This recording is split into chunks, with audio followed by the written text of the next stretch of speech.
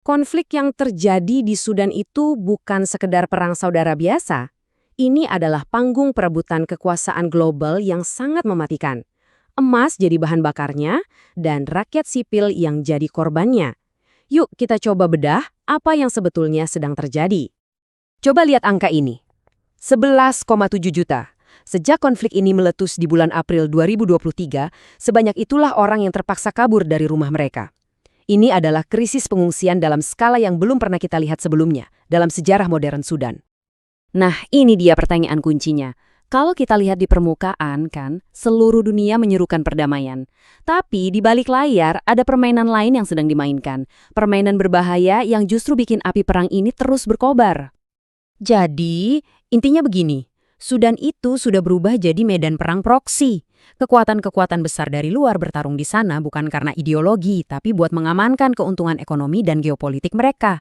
Dan ya, rakyat Sudan yang kejebak di tengah-tengah. Oke, sekarang kita coba mundur sedikit ya, biar paham gimana semua ini bisa sampai terjadi. Karena sebelum jadi arena pertarungan global, api konflik ini sebetulnya menyala dari dalam Sudan sendiri. Awalnya itu penuh harapan loh. Tahun 2019, rakyat Sudan berhasil menggulingkan rezim diktator yang udah puluhan tahun berkuasa. Harapannya, tentu saja, transisi ke pemerintahan sipil. Tapi, sayangnya harapan itu kandas. Militer nggak mau lepas kendali, yang akhirnya malah bikin mereka pecah kongsi, dan boom, perang besar meletus pada April 2023. Jadi, ada dua kubu utama nih.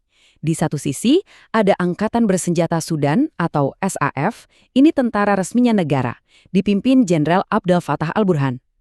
Nah, lawannya adalah Pasukan Dukungan Cepat atau RSF.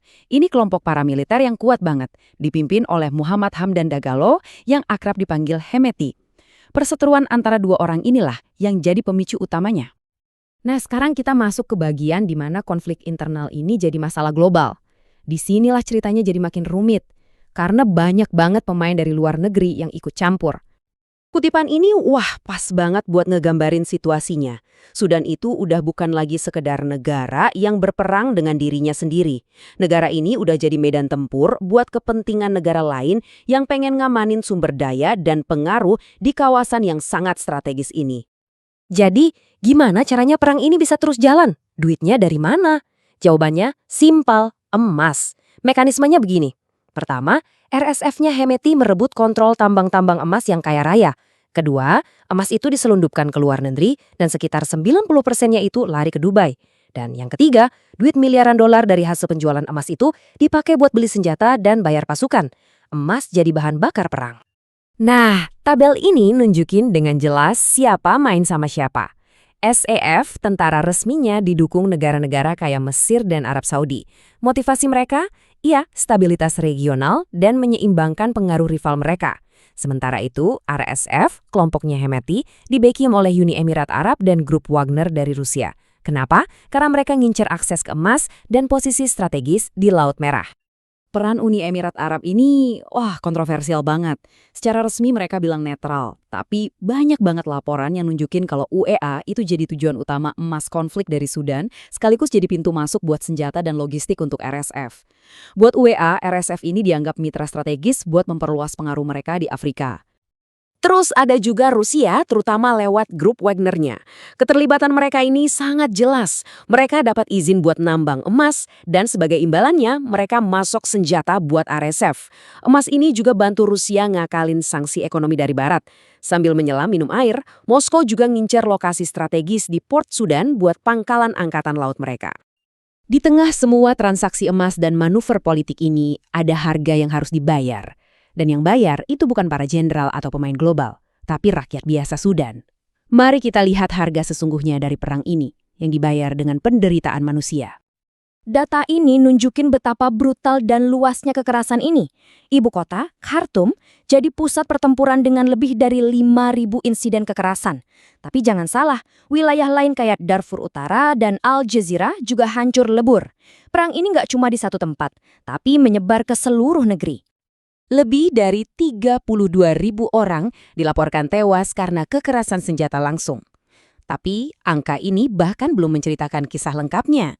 Angka sebenarnya jauh, jauh lebih tinggi kalau kita hitung juga mereka yang meninggal karena kelaparan, penyakit, dan karena fasilitas kesehatan semuanya runtuh. Krisisnya itu udah separah ini, bahkan rumah sakit pun jadi sasaran tembak. Bayangin aja, tempat di mana orang seharusnya bisa dapat pertolongan, malah jadi target serangan.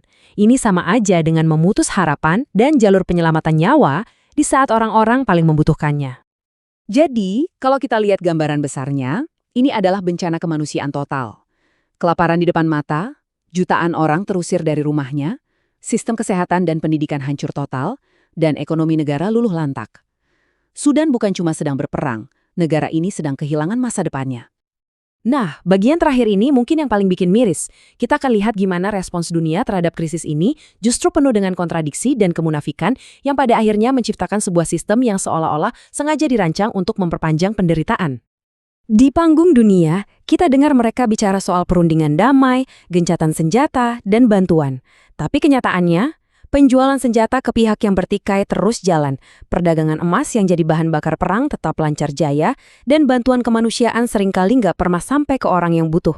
Ada jurang yang sangat besar antara omongan dan tindakan. Terus, kenapa bantuan yang sangat dibutuhkan itu bisa gagal sampai? Masalahnya sistemik, aksesnya sengaja dihalang-halangi, bantuannya sering dijarah sama kelompok bersenjata buat logistik mereka sendiri, banyak pemerasan di jalan, dan yang paling menyedihkan, dunia internasional bahkan nggak ngasih dana yang cukup buat menutupi kebutuhan. Ini dia inti dari semua kemunafikan itu. Dunia kan secara terbuka mengutuk perang di Sudan, tapi di saat yang sama, ekonomi global terus menyerap emas yang mereka tahu persis jadi bahan bakar utama konflik ini. Jadi, secara nggak langsung, dunia ikut mendanai perang yang mereka kutuk itu. Kutipan ini benar-benar merangkum hasil akhirnya dengan sempurna. Pendekatan global yang penuh kontradiksi ini bukannya menciptakan solusi, tapi malah cuma memperpanjang penderitaan jutaan rakyat Sudan yang nggak bersalah. Jadi, pada akhirnya kita harus bertanya pada diri kita sendiri, kalau sistem global saat ini justru memungkinkan banyak pihak mendapat untung dari sebuah konflik, baik itu untung politik maupun ekonomi, lalu siapa yang punya kemauan tulus untuk membayar harga sebuah perdamaian? Ini pertanyaan berat yang perlu kita renungkan bersama.